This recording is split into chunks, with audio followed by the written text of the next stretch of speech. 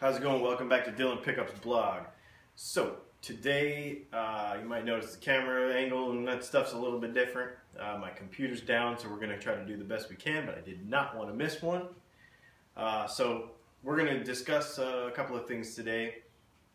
Some stuff's been coming up on the internet and questions people have and various stuff. So we want to talk about really the safety of the pickups in your guitar. There's probably some things you want to stay away from doing when we work on our guitar, because you can just ruin stuff.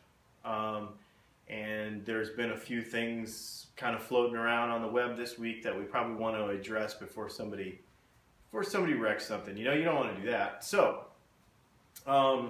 there's a couple things. One is anytime you solder on your guitar, use an iron. Don't use one of those big trigger guns, you know, like a I don't want to bash on a brand, but Weller is the first one I can think of. They got the big trigger style soldering gun. There's nothing wrong with those, but to use them on a guitar is a bad deal. And the reason for that is the way they work. They basically, what's the easiest way to say it? They use a transformer and they use electromagnetism to create heat. Is basically what it is. So if you get those around your pickups or touch your pickups with them, or they're very strong actually, so anywhere around your pickups, there is a strong possibility, and this is not a myth, there is a strong possibility that you could degauss your magnets on your guitar, and you don't want to do that. So use a regular soldering iron. Don't use one of those big guns. They only cost $15 or $20, you know, on Amazon or Radio Shack or somewhere, if you still have a Radio Shack, somewhere, you know, like that. They're not expensive, and it is really the best way to do it. So the other thing that's been going around the internet the last couple weeks that I've noticed is people will say, don't lean your guitar against your amp because you're going to degauss your magnets. The thing about that is, the theory is correct.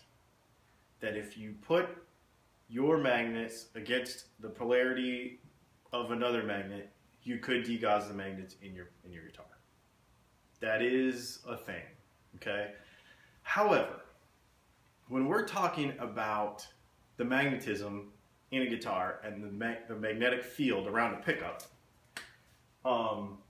you have your pole right here. Literally, it's outside of about an inch. It doesn't go any further than that.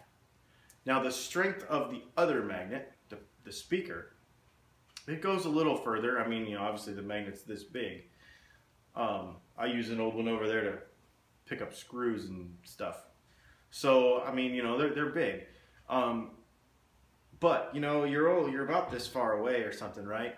So, theoretically, it's possible. Do I think that if you lean your guitar there for a couple of minutes every once in a while that it's gonna wreck your guitar? Probably not.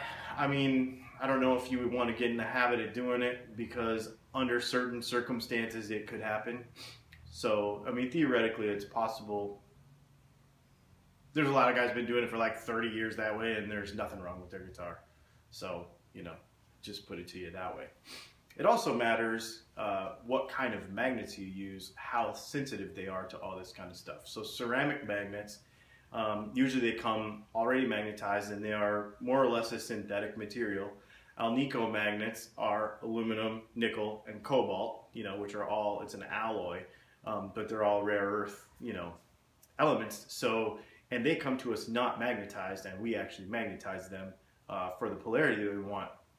And we control the strength of that. So it's very easy on an Alnico magnet for an external magnetic source to mess with it. It is also very easy for heat to mess with it. Now, when they make the magnet, it is lots of heat that they use to put this aluminum nickel, and cobalt together. Did I say that before? I think I misspoke before. And aluminum, nickel, and cobalt. That's what Alnico stands for. And they use a lot of heat to put it together, obviously, because they have to cast it. And some of it's sand cast. It depends how they're made. But anyway, it does not, however, take very much heat to degauss or demagnetize. Degauss is the correct term. Magnet. So this means that also when you're working on your guitar, don't put your soldering iron on the magnet. Don't put it close to the magnet. Heat, and I'm not talking about like you don't want to leave your guitar in the car anyway, but you know, we're not talking about 100 degrees. There was some stuff floating around on the internet that it takes 1,000 degrees to demagnetize a magnet. That is actually not true. It's far less, probably 400 or 500 degrees for any extended period of time. So when you're soldering at 600 to 800, depending on how crazy you are, you know, you could degauss a magnet very quickly. So that's another thing that you want to avoid is heat and also shock. So this brings me to my next thing. And this has come up on the internet a couple times this week, and people say, oh, this is what you do. There was a thing, came up on the internet in a few places, about staggered pickup heights. And actually this is kind of cool. My buddy just bought one of these Fender Custom Shop Jimi Hendrix Strats, and it's got like left-handed, it's a right-handed guitar, but it's got left-handed magnets in it, or pickups in it. And so, you know, the staggered pickup height. So it's, I mean, I don't remember exactly what the dimensions are, but let's just say they go like this, you know, and then these ones are kind of flat over here, right? So let's actually draw this for our whole drawing.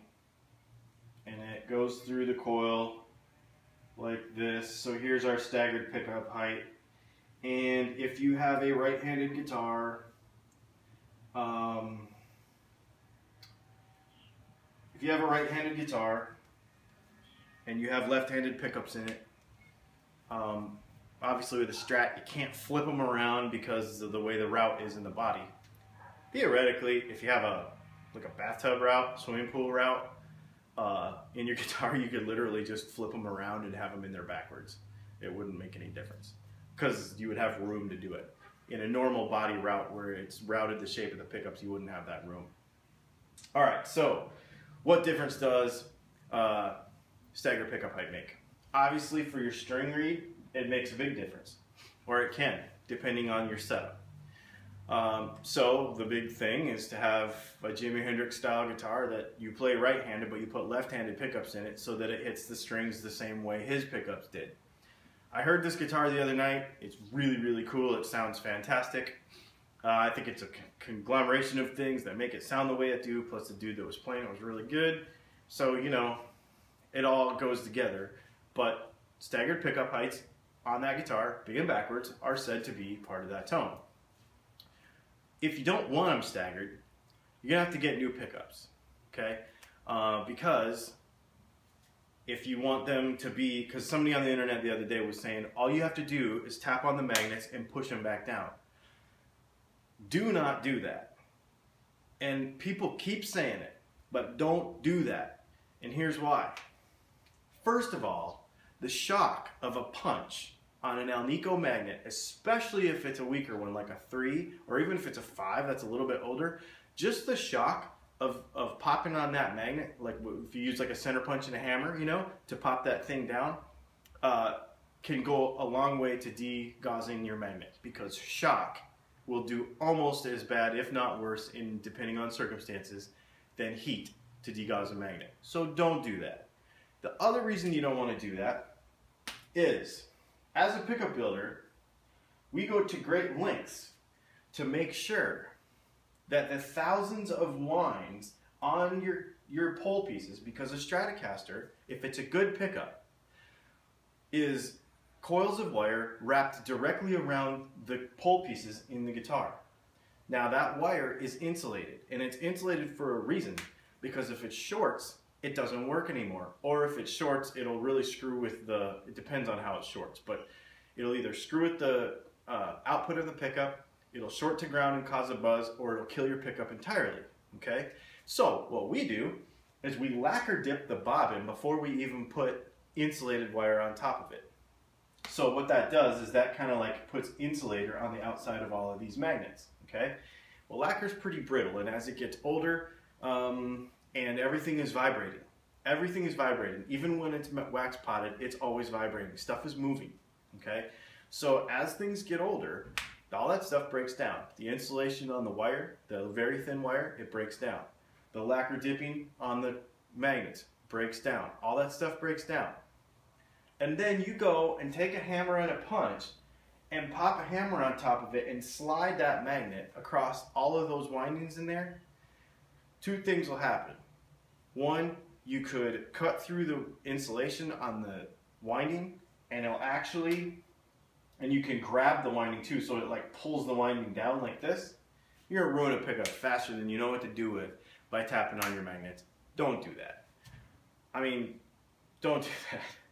I've seen it probably, well, more times than I can count, where people have called and said, hey, how come my pickup doesn't work? Well, I was trying to flatten it out. And actually, I remember when I was a kid, on one of my first Stratocasters I ever owned, I did it, and I ruined a magnet. I ruined a pickup. Now, that being said, if it's a cheap pickup, like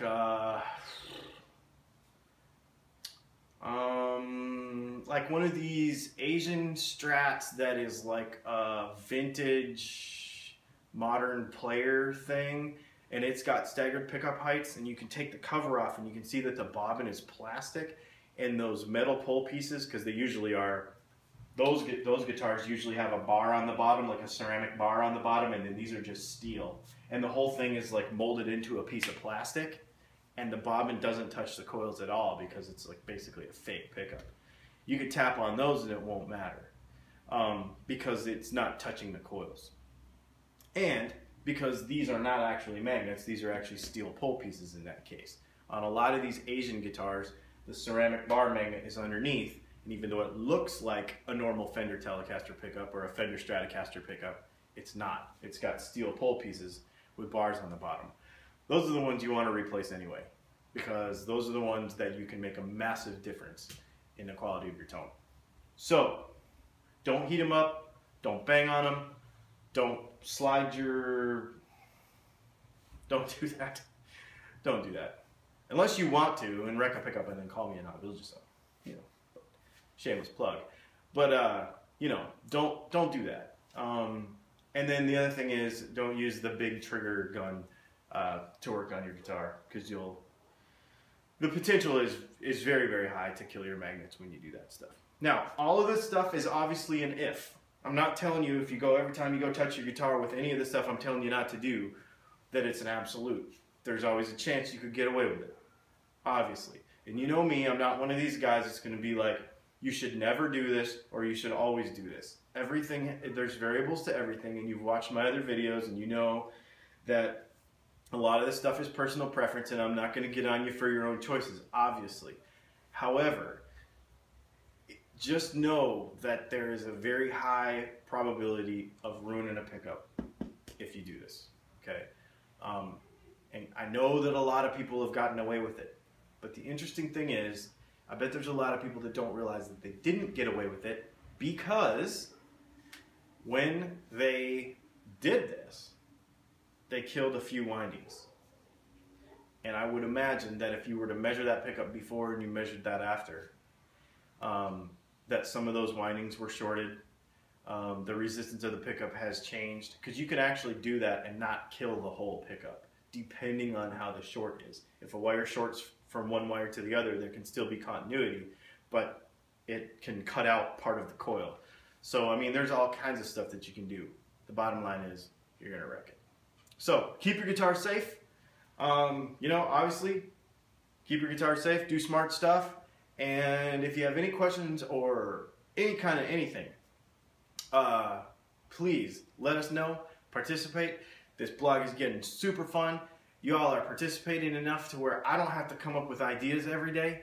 You guys are contributing. All y'all viewers are contributing to this thing to where, you know, you guys are really driving the content that I produce every day. And hopefully on Monday we'll be back to normal with proper video and proper sound and all that kind of stuff. But I really appreciate it. And quick shout out to my This is my 93 feet of air shirt. 8 years ago today, I was laying in a hospital bed with a broken back, so you know I can still walk. So that's pretty cool. So anyway, I hope you all have a good weekend. Thanks for stopping by Dylan Pickups blog. Check us out at Dylan Pickups on Facebook, Dylan Pickups YouTube, and DylanPickups.com. We'll see you next time.